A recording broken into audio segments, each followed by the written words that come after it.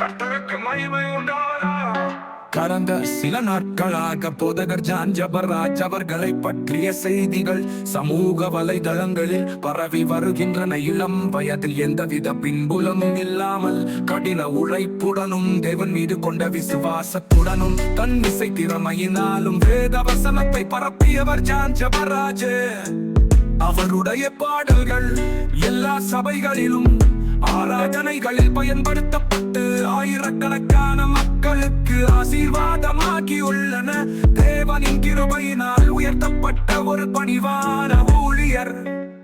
இந்நிலையில் அவர் மீது ஒரு குற்றம் சுமத்தப்பட்டு அவர்கள் கைது செய்யப்பட்டுள்ளனர். கைது செய்யப்பட்டதால் ஒருவர் குற்றவாளி ஆவதில்லை. விசாரணை நடைபெற வேண்டியுள்ளது. உண்மை என்ன என்பது நீதிமன்றம் மூலம் உறுதி செய்யப்படும்.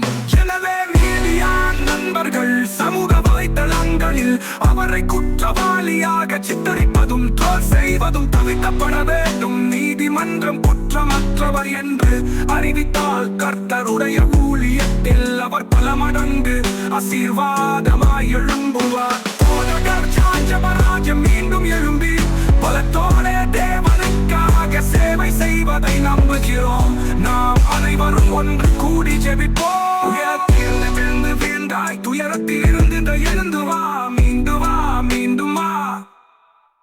கர்த்தர் நம்மோடு இருக்கிறார். மீடியா நண்பர்களே, தயவு செய்து பொறுப்புடன் நடந்து கொள்ளுங்கள். கர்த்தர் உங்களை ஆசீர்வதிப்பார்.